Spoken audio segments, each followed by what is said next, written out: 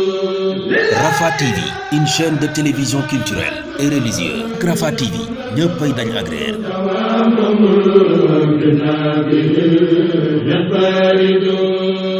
jërë ngeen jëf mbokki internet de Rafah TV daleen ak jàmm seen édition spéciale tey nag ñu ngi war a waxtaan ci affaire de Ousmane Sonko. affaire de Ousmane Sonko kañ lañ ci war a seqal jotaay Serigne Djily Gawane Mbacké ak Youssouf Sarr ñoo nekk suñu naataango. xam naa bala ñu dugg ci waxtaan bi sax dama leen jox ñu présenté wu dama leen bàyyi ñu nuyoo ak mbokki téléspectateurs yi Serigne Djily ñoo ngi lay nuyu. i tàmbalee ci bisimilahi rahmaani rahim jeexal ko ci alhamdulilahi rabbil alamin te lépp lu ñu fi wax itam yàlla na doon loo xam ne maanaam luy jariñ réew mi lay doon te bañ di doon suñ njariñul bopp. jërëjëf Youssouf Sarr. asalaamaaleykum téléspectateurs yéen ñi seetaan notre chaîne Rafah TV maa ngi leen nuyu di leen siyaare bu baax di nuyu suñu invité sëñ Djily Mbacké di ko siyaare bu baax di nuyu Sini Touré présentateur mon confrère mon tout la nuyu bu baax di la siyaare jërëjëf. jërëjëf di leen nuyu di leen jaajëfal ci nuyoo boobu solo boobu xam si nuyoo ngoon ko sëñ Djily tey ñu ngi wax ci affaire Ousmane Sonko tey jii moo nekk di lëmbee réew mi mën nañ wax sax àdduna bi mais fii ci Sénégal moo rawatina tey ñu ngi naan am Sonko indi Sonko moo def lii Sonko moo def lee ñu ngi ko wax ci affaire de massage àdduna bi yëpp ñu ngi koy ŋàññi loolu aussi ban jàngat nga ci am. asalaamaaleykum gannaaw bu nu sant yàlla julli ci yonent bi sallallahu alayhi wa sallam di sant Seexul Xaddim di nuyu mbooleem képp koo xam ne si yaa ngi nuy déglu rek wala nga dinu seetaan di ñaan ci yàlla ak yonent bi ak Seexul Xaddim itam kër gi itam yàlla wàcc fi xéewal comme loolu nga proposé ci affaire Sonko bi li ci sunu xalaat mooy loo xam ne si nii lu fi amoon la di fi amaat ndax yaakaar naa ne depuis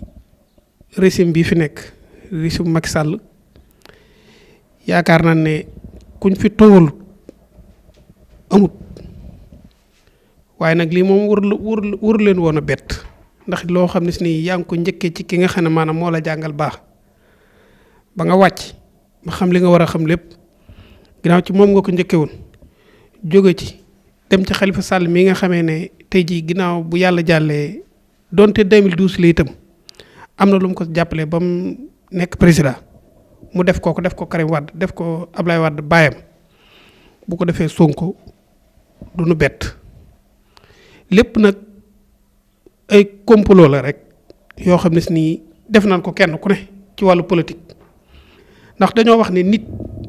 bu fekkee dem nga ba xamatoo foo jëm fenn fu ne da nga jax-jaxi jëm fa te fi nekk réew mi foofu la toll waaye ñun liñ bëggoon ko mooy benn bu fekkee daa dem ba nga xam ne maam xamatut fu mu jëm wala mu leer na ko ne maanaam boo demee élection dañ koy gañe mën na fee bañ a nekk di yàq dere nit ñi wala muy tuumaal nit ñi njëkk woon na ko ci Ablaye Wade ba mu fi jógee la taxaw fii ne Ablaye Wade dafa sàcc ay tapis ak ay lan xuma ay lan ba mboolem kilifa gu mu fi mayoon oto rek jamono yooyu dañ koo nangu Khalifa Sall ak nii bi mu nekkee maire Dakar caisse d'avance la ko toppee goo xam ne si maanaam depuis Senghor ba tey mi ngi fi waaw kon nag ñu xam ne nam defoon Karim Wade def ko Khalifa Sall damaa yaakaar du yomb ci lii ndax li tax du yomb mooy benn dañoo wax ne mbir mën nga koo ñam mu neex mu ñamaat ko mu neex waaye nag na nga fexe ba bu ko tóllanti moom nag dana ko tóllanti waaye dañoo wax ne képp kuy def garab goo jot rocc ko da nga rocc garab goo xam da nga bëgg a tàqaloo xob ya mutta la wala dégg jam la ca kon nag loolu mooy wane ne affaire Sonko bi moom ñun nag àndandoo ak moom waaye teewul nag danañ ko si jàppale suñu kemt lay kat. sëñ bi nga déggee day mel ni daf nga bëgg a joxoñ baaraam tuuma ne Macky Sall moo waral mbir mi. moo ko def parce que ministre de l'intérieur mi yi fi indi li tax ñu indi ko fi xam nañ ko du problème kenn problème Sonko doo nga tax ñu indi ko fi loolu doo nga tax ñu indi ko fi ku leen ko rayal ndax lenn lu ne teg nañ ko mënut a jàll lenn lu ne tuumaal nañ ko mënut a jàll bii itam du jàll te bu fekkee moom li muy wax dëgg la ci moom na ko jàpp. mu jàpp ko Sonko. na ko ise ñam na dem na ko ise ñun nekku na fi di wax wax yoo xam ne maam waxi politique la li ñuy wax day doon loo xam ne maam intérêt Sénégal bépp la réew mi fii mu toll lii fi nekk fi nit ñi nekk ci guddi gu bët setu gudd nekk si jafe-jafe nekk ci xiif damaa yaakaar waroon na noo tal laneen loolu nekk fii di tuumaal ay nit ñoo xam ne si maanaam liñ leen di tuumaal dara du ci dëgg. amul luy firnde loo xam ne amul leen loo xam ne mooy luy firnde ne Macky Sall moo ko tuumaal. luy firnde mooy lan maanaam xam nga maanaam dañoo wax ne maanaam képp ku sa wujj di sëlëm doo rafet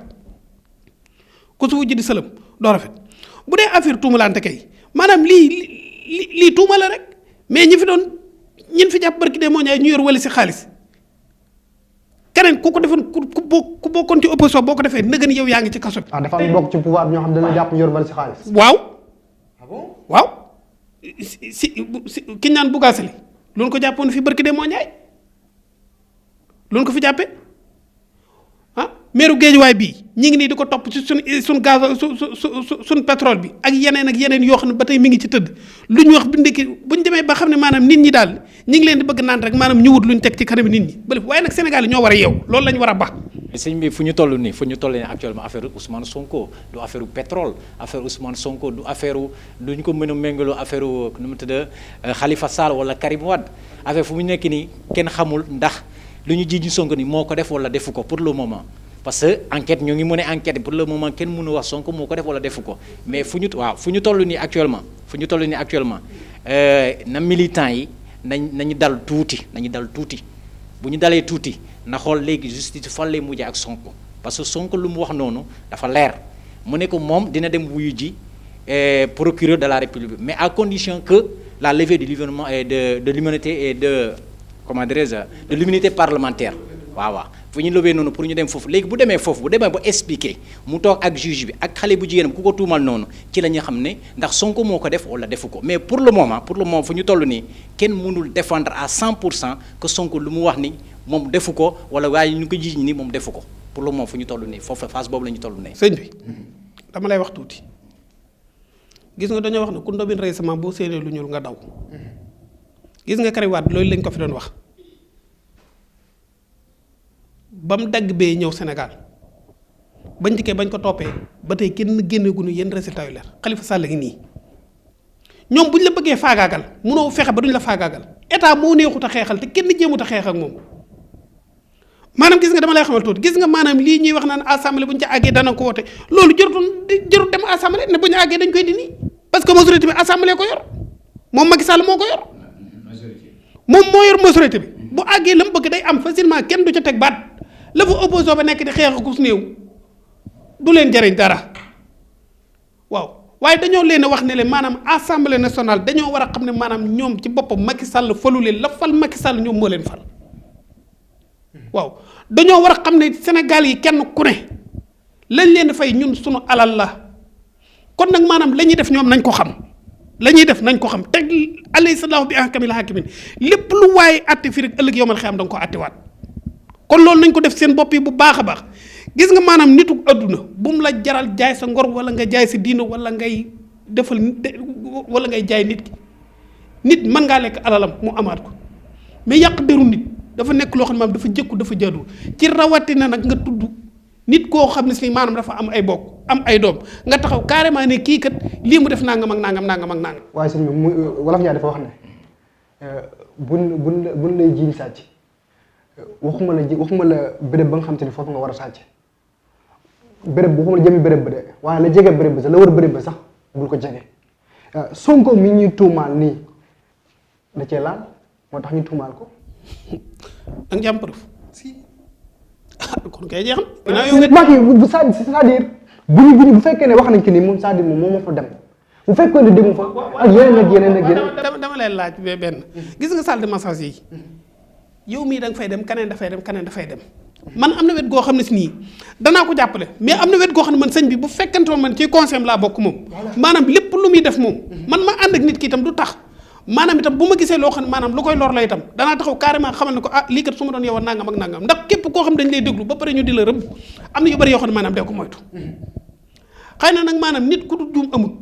sunu borom tabaaraka wa taala mi nu bind dong moom moo du juum doonte itam maanaam lañ koy waxal ba mun fii ma taxaw mënuma certifier ne am na wala amul waaye teewul nag maanaam la ñuy wax nag maanaam benn dañ li tax mënuñu koo gëm mooy dafa am nit ñoo xam maam dañ fee njëkkoon a jaar benn ci Karim Wade benn ci Khalifa Sall ngir bëgg ne kii kat damay jëm ci xeex te buñ xeexee dana ma gañe kon nag dinaa fexe ba bala ñu caa àgg moom du bokk ci combat bi xam nga dañu li ma la waxoon léegi dañ ne ku ndóbin rey sama boo séenee lu ñu daw te mag du fot ci ndaf fotaat gis nga maanaam état bi fi nekk danoo fot ci moom fotaat kon nag dañ ci dul gaaw fotaat li tax duñ ci gaaw fotaat mooy lii nga xam ne maanaam moom la bëgg parce que Macky Sall moom li ma gis ci réew mi ba gis ko moom mooy benn affaire buur la fi bëgg a doxal moom affaire buur nga xam ne maanaam tey ji bu demee ba jóge fi daal maanaam kañ naan doomam comme man nu mu tudd moom la fi fas yéenee teg lañ doon waxal Ablaye Wade moom la fas yéene fii nag maanaam réew la moo xam ne si maanaam affaire buur dafay doxut fii lépp lu fi yóbbu nit pale ay carte lay doon. sëñ bi yow pour yow affaire Sonko bi nii pour yow affaire politique la. ay affaire politique la. affaire politique yéen ñi di wax ak ñun yéen a gën a xam li affaire politique la. gis nga maanaam dama lay may ma tuuti gis nga maanaam fi nekk nii buñ tegoon ay caméra de surveillance yoo xam ne si nii maanaam ci biir réew mi la nekk am na hôtel yoo xam ne si nii ak yenn béréb yoo xam ne si nii barke Serigne Touba Mbacke am na ñoo xam ne si nii maanaam bés bu ñu fa tegoon caméra sur buñ xëyee buñ leen ko tegalee nga ne ñii bett nan ma maanaam danoo yeb Sonko rek mais li ñu def ci réew mi gën a pire fuufi ndoo leen laa la wax te liñ ci xam dafa bari de liñ xam ci réew mii ñun dafa bari. waaye nag dana màtt ak du màtt moom bul jox sa loxo. bul màtt sëñ bi ba place fajukaay bu ko neexee dem faju ji kenn moomut faju moomee yor réew mi day faju waaw. dem na ci docteur am nee na ko lii mënut a ñàkk ci yow dem na di ko def kam wax ndaw sa nga xam ne maanaam moo ko tuumaal na assumer responsabilité bi la muy assumer responsabilité moo xam ne ëllëg dana taxaw ci kanam suñu borom. en tant que chef religieux dañuy jóg ci cadre politique ñu dem ci en tant que chef religieux. waaw ndax diine du point de vue islamique diine may na góor goo xam seen rawatina sax mu am soxna pare mu dem jigéen tiim ko di ko def li nga xam seen mooy massage. loolu ñun d'accorduñ ci te diine rafetlu wu ko. bu dee ci wàllu diine dañ koy teg débat bale ba mu doon débat boppam waaye bu dee ci wàllu politique la ñuy wax rafetlu wu ko man ba ma ko njëkkee dégg laa leen Sonko mi bu fekkee maanaam moom lii ñu koy waxal am na ba ma dégloo déclaration ba mu ne dem naa rek man donte itam man sëñ bi bu ma lay xeexal itam damay continuer di la xeexal waaye am na xoon man bu ñu toogoon ma ne ko nag retiré wul ci lii moom ndax nit bu fekkee da ngay kilifa am na barab yu bari yoo xam da nga koy moytu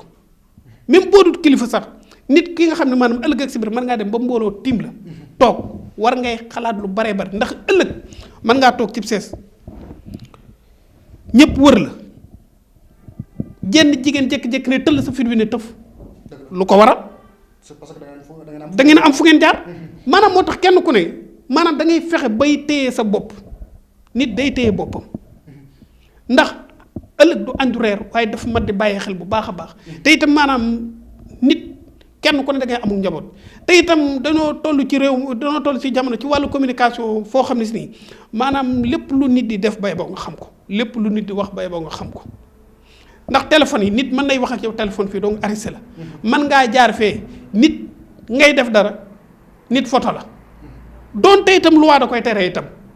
waaye itam néew nit daal da ngay gëm sa bopp ba pare itam maanaam di régler sa bopp man képp ko ma mën di àndale itam man la ma lay wax nit bu fekkee da ngaa nekk kilifa am na yu bari yoo xam ne ko moytu ndax toujours ñu gasal la kàbb te kàmm gi ñu lay gasal na nga fexe yow ba bu ci tudd bu di ko moytu waaw mbir moom loolu dong la waaye du la neen ndax nit nag moom day juum man lam def d'accord ma ca parce que maanaam fi nekk nii maanaam waxuma la dara mais dañ ne la wala taqrabu zina waxu la bul laal laa la wax bul laal waxu la jege de bul laal bul jege sax laa la wax waxu la ba ki naan la bul jege xam nga waxuloo wala laalal kooku dalaa sori loo moom waaye nag nit dong la nit dong la te itam yow mii li ngay liggéey léeg-léeg da nga ci am ay tolof nit ñu tourné waat la xëy na nag maanaam moom daa nekk ci opposition bi rek moo tax gars yi singale ko nii rek mais yu gën a garaaw yée nga fii xew. ginnaaw bi loolu waxee dafa def point de presse mu jàkkaarloo ko adduna bi yëpp wala waaw mën naa ko waxee noonu sax tax jàkkaarloo ko adduna bi yëpp ne lii nag pexe la yoo xam si ne kenn def ko ku dul Macky Sall loolu da nga ciy ànd ak moom wala déet. man dama laa wax ne la li tax fi nekk nii man tey jii mënuma justifier daal ne Macky Sall moo nekk ci ginnaaw mais dañoo wax ne maanaam gis nga maanaam njiit kër gi tey jii man su ma fi doon attaqué kenn duma la attaqué direct yow sa kilifa laay attaqué man ndax da ngay xam ne maanaam yow mi fi nekk di liggéey yow moo lay liggéeyloo lépp loo def rek moom moo la ko def loo. kon naa da ngaa bëgg a wax ne ñi ko tuumaal loolu Macky Sall moo leen jox ordre pour ñu tuumaal ko. mën naa nekk man dama laa wax ne la tudd ma Macky Sall dama laa wax ne la maanaam man bu fekkonte woon tey jii sa fii nga xam ne fi nga nekk di liggéey. Macky Sall moo fi nekk njiit li. waaw bu fi nekkee njiit li nag Macky Sall la buñ ko tuddee dañ ko tudd xam nga ci affaire Sonko moom buñ la waxee ci gouvernement Macky Sall laa la wax buñ dee attaque duñ attaqué directement ministère de l'intérieur duñ ko attaqué direct ci ndey mbili gi la ñuy dem xam nga Ablaye Wade dafay waxoon fenn gis nga gone bu la tooñee donc fay jéggi dem duma bàyyam waaw gis nga gone bu la waxee lu mu la wurta wax donc fay jéggi dem wax ak baayam waaw. mais wax ak baayam du yomb de. ah lu tamit yomb. xanaa déglu parce que man damaa yaakaar maanaam même seen média bi damaa yaakaar maanaam bu fekkee la war a nekk ci moom nekk na ci moom ci yor wàllu communication war na noo mën a fexe ba nga xam ne maanaam bis bu set mboolem média ak site internet yi nga xam ne maanaam ñi ngi génne ay wax ci réew mi. benn bu ne war na ko mën a déglu ñu dem bindal ko andil ko ne ko lii ak lii ak lii la nii la mooy problème réew mi loolu lañ jàpp bu fekkee nag dem na ba nga xam ne nag maanaam loolu nag maanaam amut kon moom ñu xam ne maanaam sunu réew moom ci nax saay la jëm ci jafe-jafe la jëm ndax li tax mu jëm ci jafe-jafe njiit da ngay déglu saw askan da ngay déglu saw askan média baa ngi fi yomb na yéene kaay yaa ngi fi kenn ku ne boo dégloo bu ñu indilee lépp nga déglu ko ñi yor su wàllu communication ñu seet la ca ëpp importance ñu ne ah diw mii kat nangam ak nangam wax na lii ñu laaj kooku ne ko ah président kat nee na nangam ak nangam nga ne ko man su ma doon président nii ak nii lay doxee. danoo nekk ci réew moo xam ne si maanaam suñ tund wii Sénégal dong moo fi mos am coup d'état te affaire dictature mos fee am kon buñ ko fi doxal. nag Macky Sall pour yow Macky Sall dictature lay doxal nii daal. waaye sëñ bi réew mi xam nga li fi nekk affaire dictature la. li fi nekk ñëpp xam na ne affaire dictature. waaye mooy jaay doole. mais moom amul doole ba ko di ko jaay sax. waaye lu te ba amu ko pouvoir ni mu diise pouvoir. mais moom pouvoir bi nekk fii moom pouvoir bi nekk fii pour jaay doole kii wala jaay doole kee moom dafay dikk pour def li nga xam ne moom la ko yoon sant def liggéeyam koo xam si ne wàcc nga jalgati nga yoon mu tegaat ci yoon loolu moom lay def. waaw léegi ñi jalgati yoon ci bokk ci ñoom la tax tegu leen ci yoon. est-ce que am na ci moom ñoo xam si ne ci moom la bokk par di jalgati yoon. waaye Sidna Fall bu gaa seli ñu jàpp ko fii laax sëñ bi mu yor foo bee laax ñu taxaw fii naan nangam ak nangam ba pare ñu de ko may liberté provisoire goo xam maanaam mi ngi nekk fii di wëndeel barki dem maa ngi ko seen ci tali bi muy wax mais ñeneen ñi bokk ci pouvoir bi tamit am na ñoo xam ne mën nañ leen liberté provisoire. man gisuma leen man dama laa wax ne la maanaam Macky Sall laa la wax même man mii tey ji bu mu bokkoon si njabootam nekkuma ci dëgg damaa war a teg ci yoon. da nga jàpp loolu amul. rakkam jaa ngi fii nu mu tudd Alioune Sall ngi fii ñu di ko jiiñ pétrole leen lu nit ñu di ko jiiñ. est-ce que moom itam du lii dal Sonko rek moo ko daal dañ koo jiiñ rek. waaw dañ koo jiiñ waaye lii dañ koo xam gis nga lii affaire Sonko affaire personnelle la lii nag affaire la boo xam ne maam réew mépp ñoo ko bokk pétrole bi réew mépp ñoo ko bokk Macky Sall moomu ko Djily Mbacké moomu ko Abdoulaye Wade moomu ko kenn moomu ko réew pétrole bi sunu ñun waa réew mi ñoo ko moom Sonko lee digganteem ak yàlla la donte itam am na lu ci yoon wax itam leneen la digganteem ak yàlla la waaye teewul nag dañuy continuer di ko xeex parce que def na ko fi Karim Wade def ko fi Khalifa Sall ba koo def Sonko ndax Sonko doo nga fi des nag bu dee ñoo xam ne man ci wàllu opposition lañ des ñoo xam ne moom ñoom lañ gis ñuy génn di wax Sonko lañ fi gis. kon loolu da ko teg stratégie pour bëgg Sonko noppi. waxumal noppi bu ko tëjee ci kaso ba kay daan noppi ndax moom la bëgg. da koo bëgg a tëj. léegi sëñ bi côté boobu noonu comme li ngay wax nii parce que Sonko ci boppam dem na depuis muy def déclaration boobu noonu jour boobu noonu wax na mu ne affaire bi yëpp Macky Sall moom moo nekk foofu moom mooy poussé gars yi moom wax na directement Sonko wax na ko ci déclaration de presse bi léegi noonu depuis ñu déglu déclaration Sonko boobu noonu Sonko lu mu déclaré ak lu mu wax noonu analyse bu ñu ko analyser ñoo xam ne Sonko lu mu wax noonu muy ci yoon bi il tient la droite la comment dire la bonne route muy ci yoon bi parce que ak xam ni tamit buy déglu tamit da ngay déglu lu muy wax noonu décortiquer nga xool mais ba léegi mënuñu wax Sonko moo ko def mais deful mais man lan la bëgg a poser mooy lan démb manifestation boobu noonu mbaa sa xel bi demul ci 23 juin bi. kay sama xel mi ngi ci. sama xel mi parce que maanaam cité kër góor gi mu ko def. parce que maanaam manifestation benn ndax seetaan naa ci koo xam ne si ñi ngi noonu nee na dafa lakk dañoo lakk oto am na soxna soo xam ne maa ngi ko seetaan ci kii bi ci Facebook bi mu naan man lii laa yaakaaroon tey jii bëggoon a jaay tey bu subaa ba jaay bu lëggee ma dem fay sama lu yaas xam nga kooku yàqal nañ ko ak ñoo xam ne maanaam seen yoon nekku ci man li ñu bëggoon ba di kon parce que bu dee affaire manifestation bi man du loo xam ne man lu ma d'accord la du lu ma d'accord tey du lu ma d'accord ëllëg parce que gis nga maanaam lépp loo xam ne maanaam ci réew mi la bokk buñ dee manifester itam maanaam buñ ko yàq parce que yàquluñ ko kenn suñu alal la ñun ñoo ko moom Dakar dem dikk yi ñu yàq kenn moomu ko ñun ñoo ko moom ñun ñoo ciy dugg di fay suñu ñaar dërëm ñun ñoo ko moom ah bu dee bitigi France yooyu nga xam ne ay osaak yooyu moom dañ ko war na toj rajax lañ ko war na def waaw rajax lañ ko war na def bul fàtte ni rajax lañ war na waaw lu tax ñu koy rajax dëgg waaw lu tax ñu koy parce que rajax maanaam fi nekk ni maanaam osan ci boppam maanaam mboolem képp koo xam ne maanaam ab commerçant nga maanaam français yi foog nañ suñu réew mi maanaam jàpp ko comme nu jàpp ne comme ay jaam yooyu daf war a arrêté yooyu ci bopp mooy li war a arrêté waaye nag maanaam li ma lay wax ba dee la ko wax dafa am loo xam ne si maanaam ci bopp ci Sénégal yi la parce que tubaab yi nañ def ba taxawal Auchan ñoom Sénégal yi yàlla dénk leen ay milliards waroon na noo mën a fexe ba taxawal leneen loo xam ne maanaam doomi Sénégal yi danañ ci liggéey man am na wet goo xam ne ànduma ak Auchan mais am na wet goo xam ne si moom ànduma ak ñoom parce que am ñoo xam ñi ngi yor seen milliards yi tëdd ko ci banque yi nit ñi nekk fii di xiif mën nañ cee taxawal ay sociétés yoo xam nit ñi dañ cee war a taxaw defuñu ko léegi loolu bu Auchan ñëwee ñu tabax benn société fii ñuy jël doomu Sénégal ñu liggéey foofu ñu am salaire bu baax ñu leen signé CDI ñu am contrat bu baax yow boo xoolee sa jarbaat mu ngi foofu boo xoolee man saay dama lay wax ne la mbooleem lu man dama ne la mbooleem lu France yilif laa la wax man bu ma yilifoon Sénégal laa la wax mboolem lu France xilif de yow fi nga toll nii de moom laa la wax dama ne la mboolem lu France yilif man mii maa la gën a xam ne maanaam man fi nekk nii France ñoo nu yilif ndax gars yi ñàkk fu la ñuy ñàkk fayda yi doo nga ñu jiite nag laa la wax gis nga ñun affaire jàmm dañ cee war a jóge ñun dañoo yaakaar jóge nañ ci affaire njàmm jógeegun ci de ndax li tax jógeegun ci mooy depuis 1960 la France topp na colonise na jàpp na comme ay jàmm son pétrole bi ñu sàcc ko ah xoolal Orange Money bi yow da ngay dugal 5000 ñu fay la 350 nga dugal 100000 francs ñu fay la 3500 barki dem dama leen woo ne leen dagg leen ko sama Orange Money dama koy arrêté waa ji ne ma lu tax ma ne ko damay dem Wave ndax yéen li ngeen bëggee jàppe askan wi da ngeen bëgg jàpp askan wi ci dut te man gis nga fi nekk ni maanaam damaa gisul Orange Money lan la jariñ may ma danga may déglu waaw dama ne la danga may déglu lu mu jariñ Sénégal xëy na mi ngi leen di jariñ waaye Touba gii moom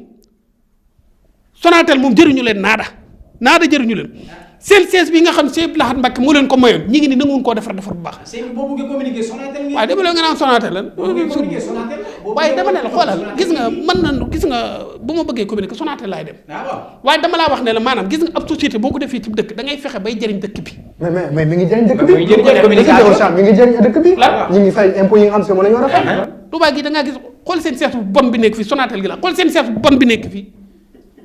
xool seen siège bi te ñoom fee jot nu ko dañ leen koo jox ñoom nag ni waroon naa fekk ñu defar ko ba mu baax di jëriñ dëkk bi loo xam ne maanaam kenn du xam nu mu toll waaye gis nga man Barim Jili Mbàkke ba tey mosuma dégg ñu ne Sonatel lii la jëriñ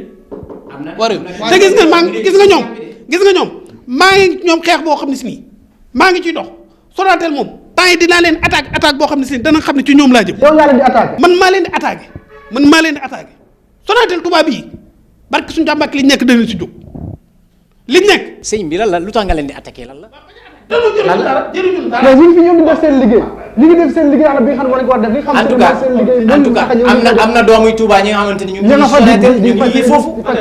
ngi liggéey foofu sama taalibe ma ngi fay liggéey loolu laa la bëgg a xamal dama laa wax ne la maanaam nit yow mi yaa ngi nii sa barab bii nga xam ne fi nga yaakaar sa teraanga da nga koo defar ba mu baax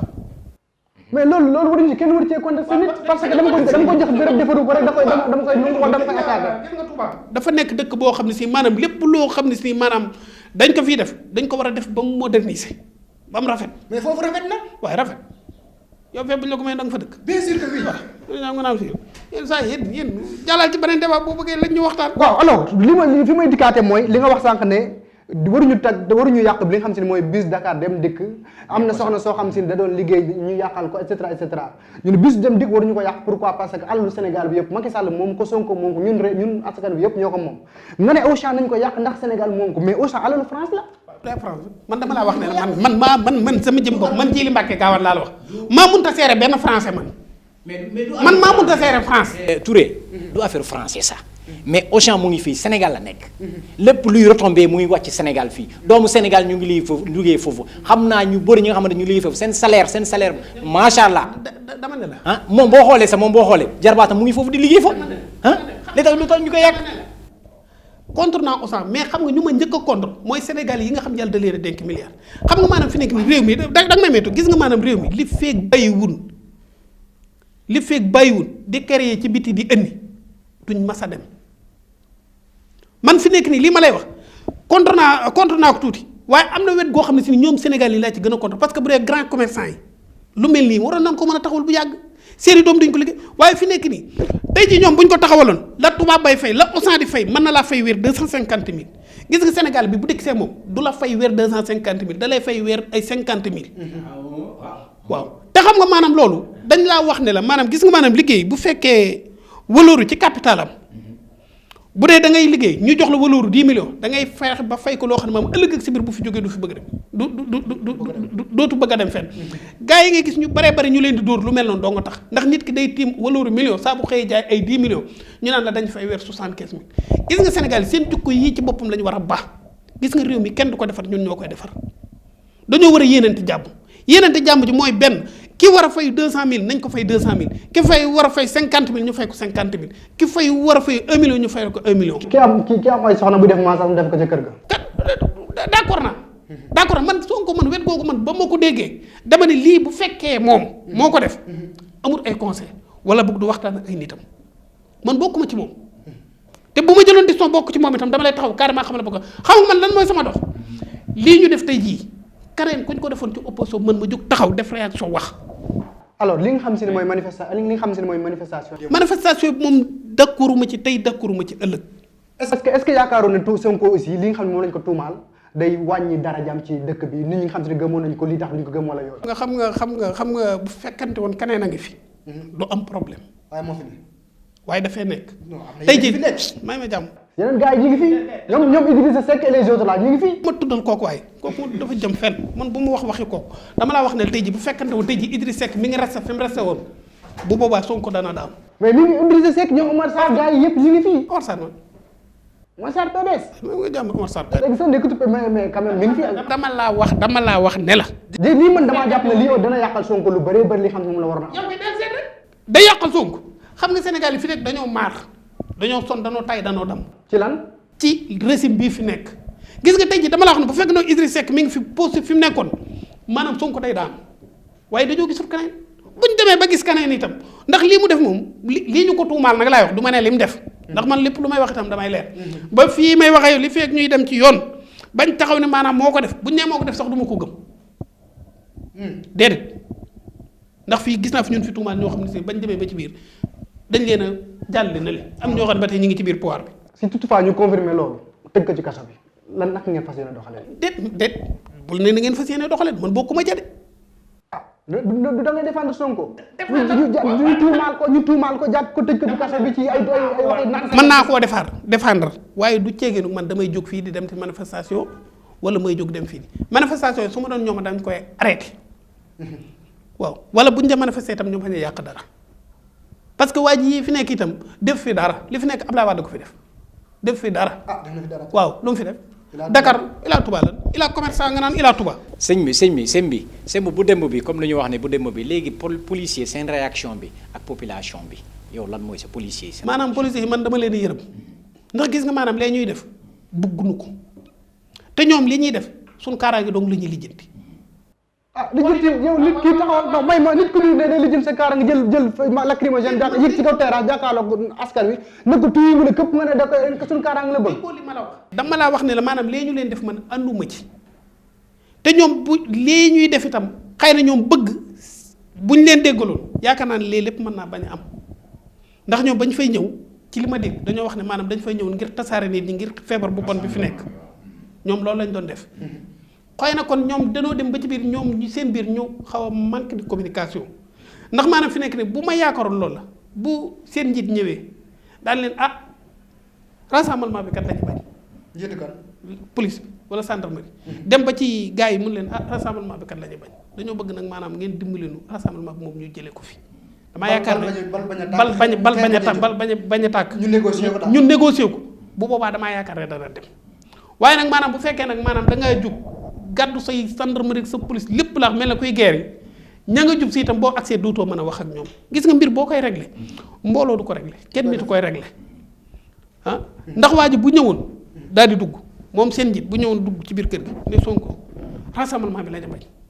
ginnaaw moom moo nekk ci dëgg nee na li fekk demoon a assemblée nationale ba ñu dindi kiir laay li nga xam ne moo ko yiir du dem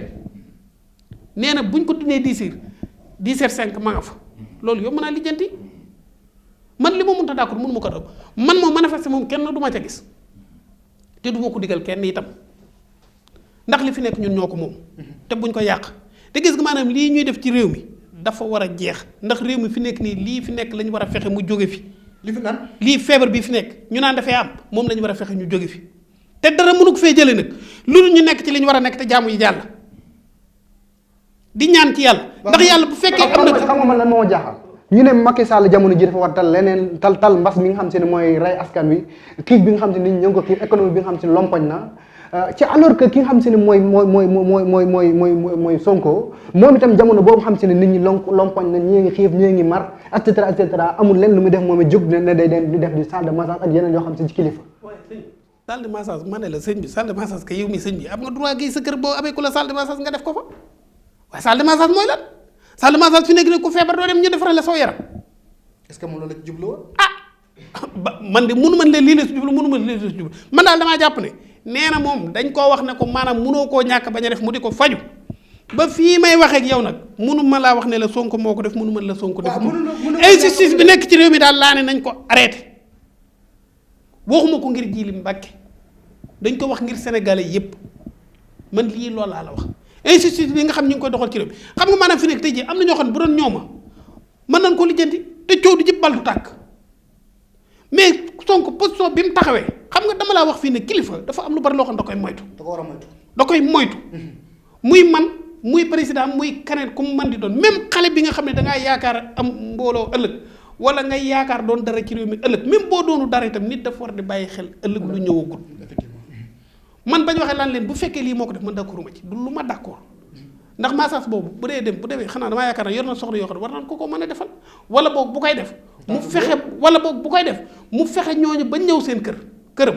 bu boobaa ay soxnaam toog. waaw mais est-ce que li ñuy wax tamit ne comme ñu ko tuumaal nii jigéen waru koon def jigéen waru koon def est-ce que bu fekkee dafa am tamit góor goo xam ne moo koy massage duñ ko wax ne affaire góor. xam nga moom loolu doo tontu na laaj bañ ko laaj ne ko ndax massage góor am na fi dafa dañ ko déedéet xam nga loolu wax na ko. waaw dama ne est-ce que waaye nag man fi nekk nii am na wet goo xam ne am na góor goo xam si ne moo koy def massage moo koy massage est-ce que duñu wax ne góor goo duñu wax ne Sonko góor jigéen la comme piège bi ñu def nii rek. sëñ bi Sénégal dama laa bëgg a xamal benn affaire bu gàtt maanaam da ngay fexe ba bul bañ ku la sédd ci gaalu xaj mais bu la ca kenn fekk gis nga fi nekk tey ji bu ko defoon a góor ñu ne góor jigéen la bu ko defoon a kaneen ñu ne kooku naa nga mag Sénégal mooy réew moo xam ne maam boo xasee ba nekk opposition moom mënoo fexe ba mucc waaye nag na ngay bàyyi sa xel ci lu bari. surtout côté boobu li ngay wax nii boo nekkee njiit comme Sonko mu ngi ci politique bi ñëpp xam nañ ko mu am célébrité yeneen bërëb narul dugg foofu comme li nga wax ni erreur mun na dal doomu aadama mais moom tamit lu mu doon expliquer nee na dafa feebar bi dafa yàgg ci moom waaw moo tax ma ne la Sonko lépp lu mu munta wax jour boobu déclaration boobu noonu mun nañu jëlee foofu am na une part de vérité lu mu doon wax noonu. ak li fi nga doon wax côté boobu nga ne policier ni ñu ñëwee ci këru Sonko ñu ñëw ak seen oto yi seen armes yi lépp ñoo ne dañoo ñëw foofu pour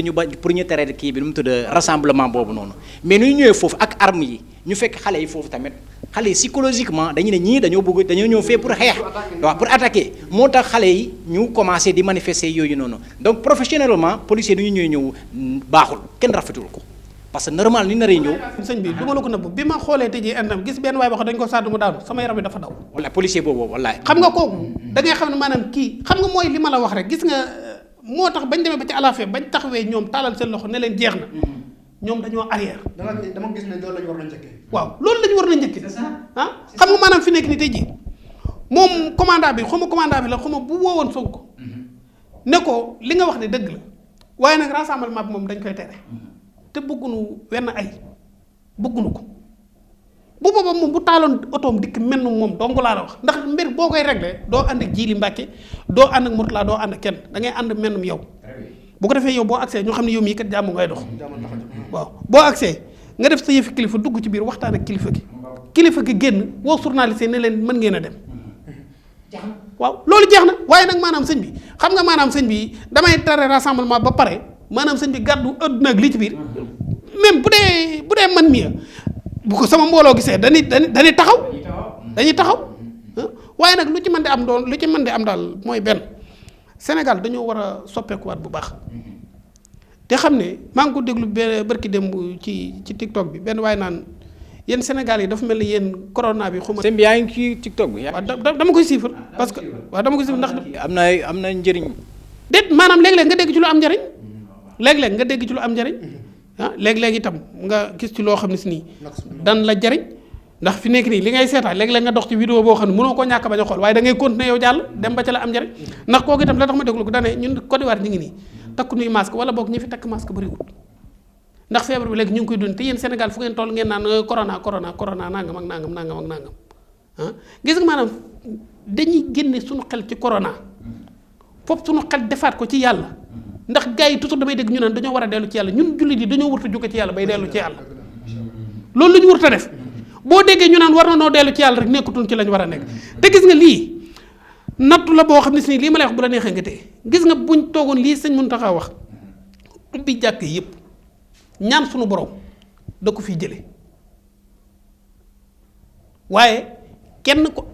bu dee suñu borom am na représentant ci kaw suuf wala mu am fi kër néeg jàkka la wala juma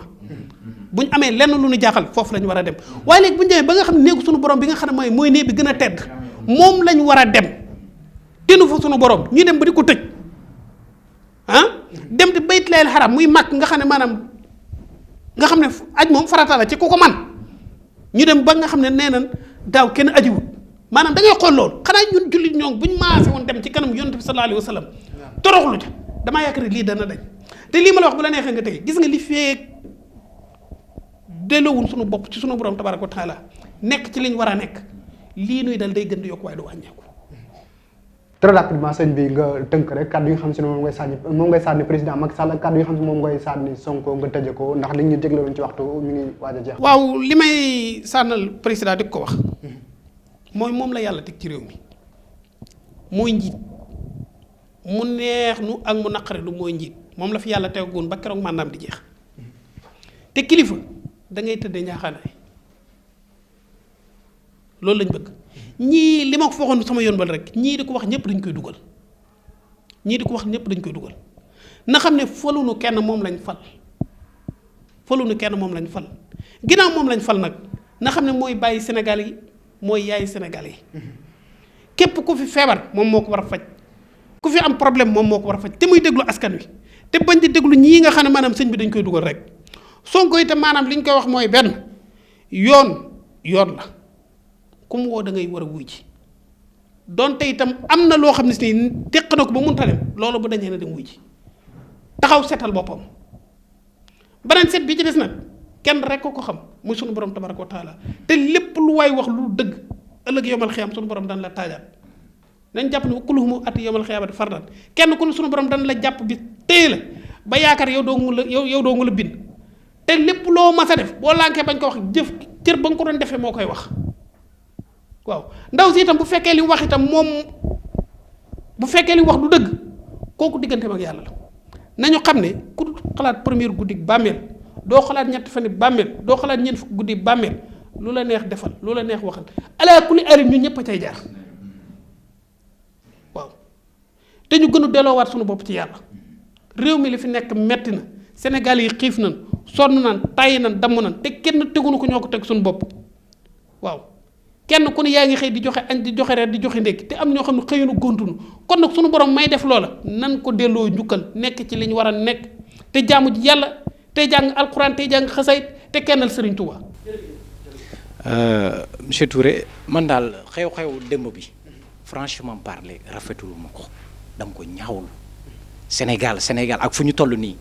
ak période fu ñu toll nii Covid 19 fu ñu toll nii ñu wax économie bi suuxe na Covid 19 mu ngi def ay dégâts chaque fois gars yi ñuy ree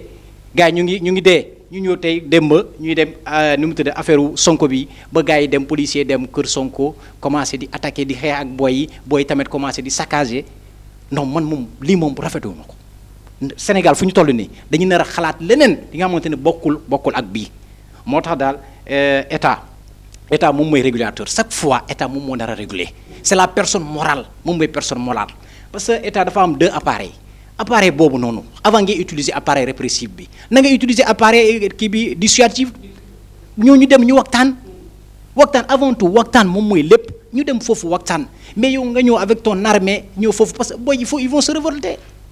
se révolter man loolu moom dama ko ñaawlu et puis maa ngi masawu coono ñi nga xamante ni tamit am nañu blessé foofu gaañu nañu foofu comme policier boobu ak ñeneen lii moom rafetul wasalaam maa ngi nuyu ñëpp di leen sant bu baax. jërëjëf Youssouf Sadio jërëjëf suñu invité ñu ngi leen di sant di leen gërëm di sànniwaat ay kàddu tamit kàddu yu gàtt loo xam si ne dañ koy sànni jeune Sénégal message boobu lan la mooy alal ji nga xam si moom ngeen yàqalu leen ko ma Samba yàqalu leen ko ma Demba seen bopp ngeen ko yàqal quoi qu'on puisse dire manifestation mën nga ko def dans l'amiable mën nga défendre li nga défendre ca doo yàq dara mën nga am li nga bëgg ca doo yàq dara waaye loolu nag dara du la ko may lu dul yar ak teggin kon nag quoi lu mu mën a doon lu mu métti lu mu tàng lu mu sedd nañ jëlaat yar bi nañ nekkaat nit ndax fan lañ mën a xam kan mooy nit ki xam si ne bu meree def yëfi nit mais tant que yaa ngi def boo toppee boo meree topp ko ci jéey rek la lay andi ca mer noonu borom bala kon nag nañ gis fexe yàlla mosuñu ci xol bu naqari di jaajëfal suñu mbokkite internet yi xam te ne ñooy dopp suñu édition spéciale di jaajëfal tamit suñu invité bi di sëñ Jili Gaaw nekkul gan ci kër gi c'est pas la première fois ñu ngi koy jaajëfal bu baax a baax ci disponibilité bi di remercier tamit sama naataango Youssouf Sadio jërë ngeen jëf